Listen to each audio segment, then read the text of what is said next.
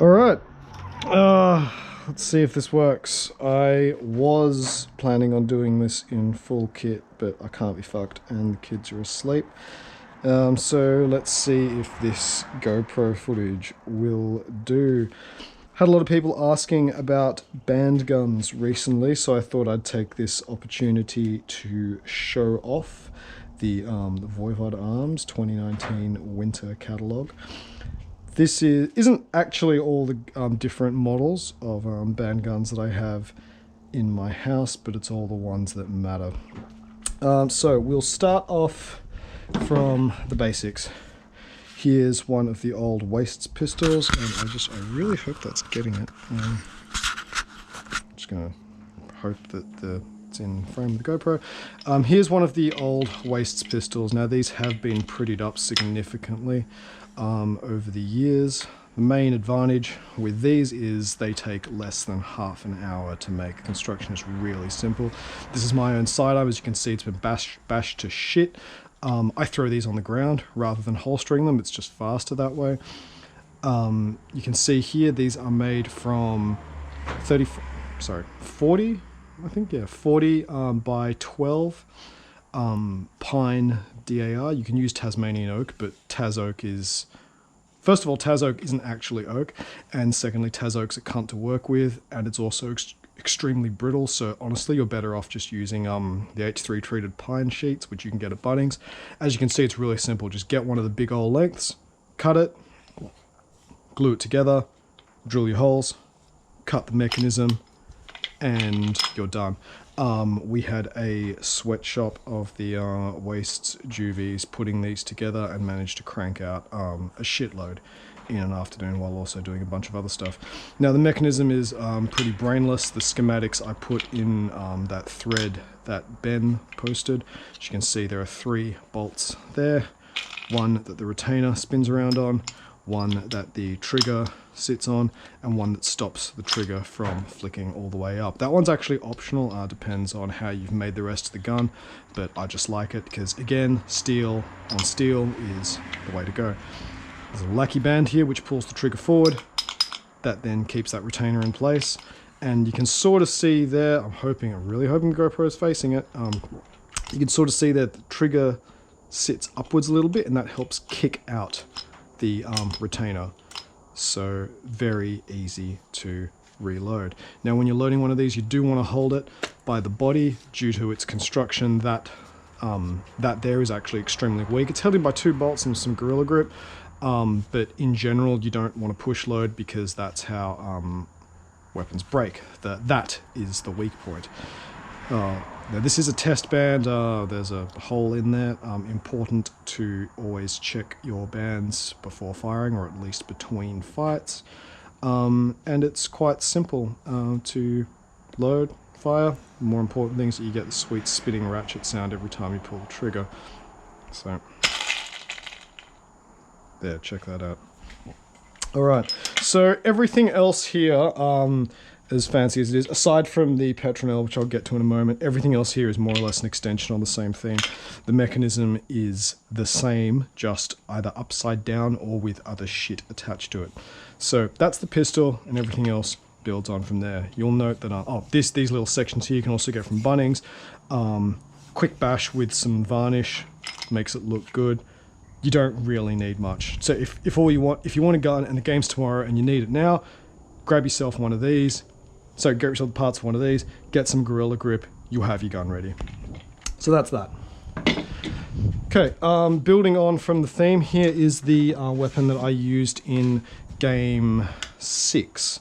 Now, previously I had a whole bunch of leaves and aquarium plants, like literally almost a fucking $100 worth of different aquarium plants. Arrow died to the side and they all fucking fell off. So if you're gonna accessorize, you're gonna bling out your gun, maybe just make sure that it's secured on by something a little, well, I don't know, I mean, it's fucking epoxy, yeah, but I guess epoxy just didn't want to stick onto this plastic. Maybe I have to coat it, I don't know.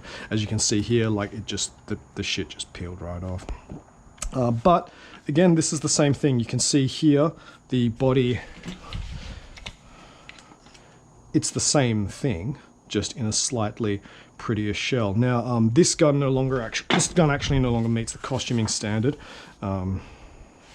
but there's a nice little innovation here. That foregrip there, it makes it real easy to reload, especially when you've got a shield in the way. Rest in peace that as well.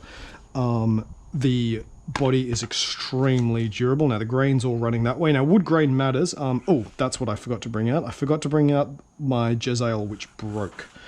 But there's a picture of that on Instagram if you like looking at guns that are fucked to death, I guess. But yeah, now this, so instead of bolts here, there's actually just a nail. I don't have a, no I do, sorry, I do have, tell a lie, I do have a stopper in there. Now, these nails, because this is only 2 halves of, what was it? This was pine. The one I used at game 7 was Jarrah. 2 pine halves. You drill the holes in each side.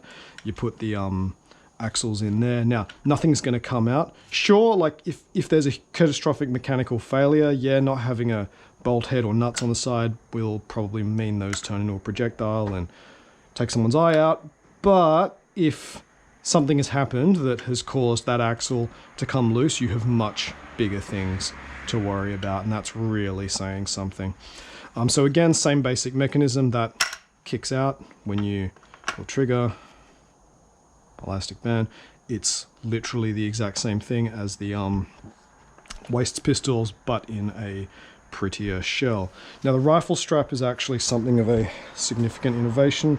Not sure, you can't really see it with the GoPro, but the way this works is that goes under the shoulder, so the gun sits in my armpit, which means, now you can't do this for game, but it just makes it easier to reload. Your other hand can be doing whatever, and you can string it up. Now you do need 2 hands to reload a gun, by 2 hands free, sorry, to reload a gun by Shadow World rules. But again, anything that makes things easier, you know, can't hurt. So there's that. The extra body, everything I've done since, worked on for guns since then, is more or less trying to replicate this in a more period appropriate shell. Yeah, okay, I admit it. It does kind of look like a Vector, but if we went up to 17th century firearms as opposed to 16th century firearms, anything's appropriate. You could probably pass off a Halo gun as period appropriate, because all kinds of weird shit came out then. But yeah, this is the gun I used in Game 6, and it was extremely good. Oh, rifle strap, courtesy of Silken Swords. Extremely effective field repairs on the day after I fucked up yet another Triglide. Right, now while we're still, again, going down the same lines of learning, this is the gun I used in Game 7. Favor ribbons, courtesy of Armourer Finn. Now, again, same basic... Oh, that's what's missing. I put it on the other gun. Now, my main goal with this gun was to try to replicate what I did with the other one, but in a more period-appropriate body.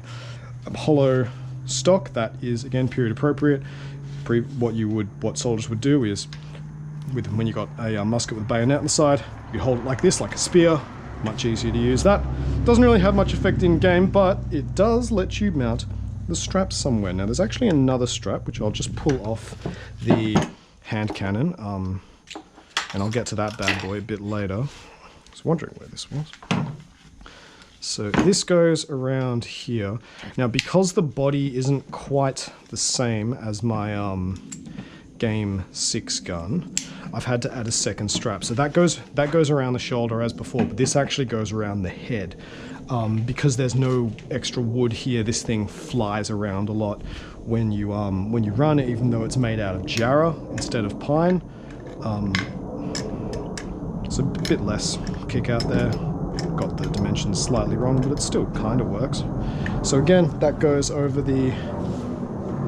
that goes under the shoulder, that goes around the left side of the head.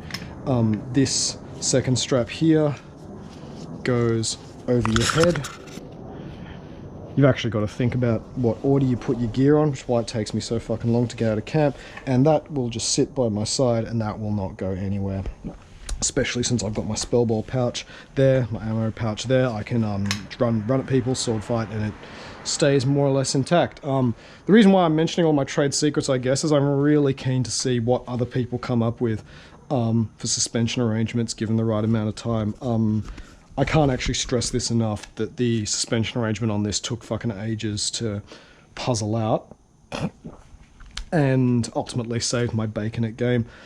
Seems a bit weird, but when you consider that the well, what's the analogy I used again? Yeah, the Mongols were such incredibly good horsemen because they invented stirrups, which are just a piece of leather to put your foot on when you are riding a horse, and they came up with that. Yeah, you know, small things, seemingly innocuous innovations lead to great results. On that note, you can see there's a little bayonet-looking thing here. I kind of fucked up when I bolted it. Sorry, when I screwed it in, but it shouldn't matter unless somebody tries to fucking, I don't know, stand on it. But that extends past the edge so that when I load the band, it catches on the side. You don't have to worry about trying to line the thing up. I've seen some of the prettier looking band guns. You basically have to load them with the arse on the ground. Here's this. I normally load it like that, and then spend the rest of my reloading time blowing on the match, closing the pan, and aiming. So there's that. This is my Game 6 gun. Was there anything else I had to mention about it? Oh yeah, the little thumb groove there means that your hand is always in the right spot, even though it doesn't have a pistol grip. Fun fact, pistol grips on rifles are not actually period appropriate, and neither are flintlock mechanisms, funnily enough, if we're going to go by the strict letter of the rules. So there's that. I'm pretty happy with this. I will probably use it again next game, but as is my brand, I'll probably make another 5 fucking guns in the meantime. Anyway, so so I'll just put all those next to each other. You can see how things have progressed. Waist pistol, Game 6 Inferno shock rifle, Game 7 Inferno shock rifle disguised to get past the new gods. So let's look at some of the weirder weapons I've got here. Now, you might have seen this petronel in the tavern. The captain literally couldn't keep his fucking hands off of it. This has the same basic design as what people refer to as the Excidia guns. There's just a single axle there that's held in by like araldite and fuck knows how much varnish. There's a single trigger piece that just bumps the round up over the side. So I'll just load that up for you. So you can see there, just sort of bumps it over. There's very little stresses involved, at least when you do that. But the problem I always have with these guns is the plywood guns is they're extremely weak in the wrist. If you push load them, you're likely to take out your own eyes. I think 3 of them have snapped so far to date. And they don't look too flash. So I decided I'd do something similar, except I'd do it with 3 layers of 6mm steel. The furniture on the side of this is also Jarrah. The entire thing is bolted together. If you dropped this on your foot, you would need a new foot. There's a little ridge there so you can thumb reload. Oh, that's what I forgot to mention. With the Game 7 gun, you'll see that there's a ridge. You'll see there's a ridge back here. Now, in retrospect, I probably should have brought it back a little bit, maybe use the same bit where my thumb sits to do that. But the way that works is when you're reloading, it makes it real easy to stretch the band because you've got that goat's foot lever action when you go for it. Now, there is still a fuckload of wood running straight through to the back. Again, you got to be real cognizant of wood grain. There's no, like the wrist, there's no sort of wrist, I guess, in this. There's a straight section of Jarrah from there to there. That's not going to break. Buhurt pole arms aren't as strong as this. I'm not too happy with, yeah, I probably should have left a bit more wood there. But, well, that's for the next one. And again, all the forces in the front anyway.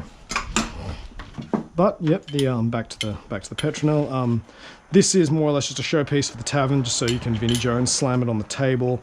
It also stands up, which is kind of cool. If you really wanted to, you can one hand reload it. You hook it into your belt, switch that around there. But if you drop it on your foot, you'll need a new foot. So there's that. That's the Petronel.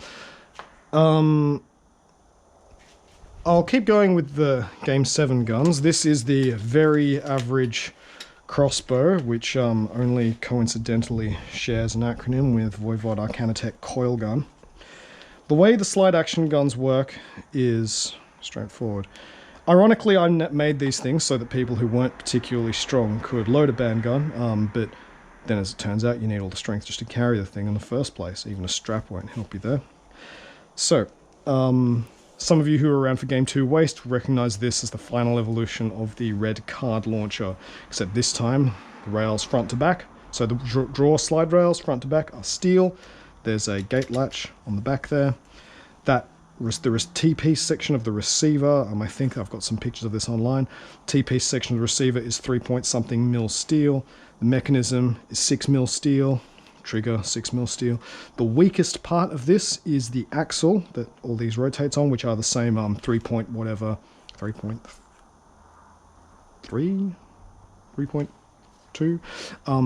mil nail, so chrome plated nails that I used before. Now the only thing I'm not too happy about with this is that the nail, there's like 3 mil steel on the other side, but I'm just a tiny bit worried that if something breaks here, that nail's going to come out. But again, for that to happen, all of that would have to tear, and well, that stuff, well, it's literally 3 times as thick as most people's armor. So anyway, the way this works is you load it really loosely. You don't need to put much stress on it. It won't fuck up your fingers, and then you pull it back to load it. People often shit themselves when they hear the ratchet sound, which is great. Adds to gun shock, which people already have. However, it's heavy as fuck. You can't really hold it from the back. It's really heavy. I took this and my drop shield to the arm protection hangover check, and I was so knackered before the gates had even opened that I had to drop my shield, and I got like 2 arrow hits. But if you're swole as hell, feel free to use this with a shield or some other stuff. That's all. Again, that's a solid block of jarrah. There's no structural wood in this. All of it is, the wood's just there for spacers. It could crack whatever as long as it doesn't fall out, and it's not going to. What's to say? Yeah, 65 centimeters. I'm happy with it. This thing put a funny story. It was that game. Went to balance camp, talked to the Haunted Blade about this actually and other firearms. Loaded it up, passed it to Siegfried, told him to put a hole in the wall of his office, and he did. It actually went, flicked up one edge of the wall and went through to the other side. Well, let's fire it. Again, the spinning latch is very important for coolness factor, if nothing else, and the fact that I got the alignment slightly wrong means that it makes that fucking laser gun sound when you fire it sometimes, and I'm really happy with that. So yeah, that's a slide action gun. Now let's get into the weirder shit. Yes, it actually does get weirder. First thing I want to show you is the gun that I used in Game 5. This thing was a literal fever dream. Actually, I think all of my guns were made when I was sick. Or at least I got the ideas for them anyway. Now, I'll just have to fiddle with this a tiny bit, because I borrowed the strap for... Actually, fuck it.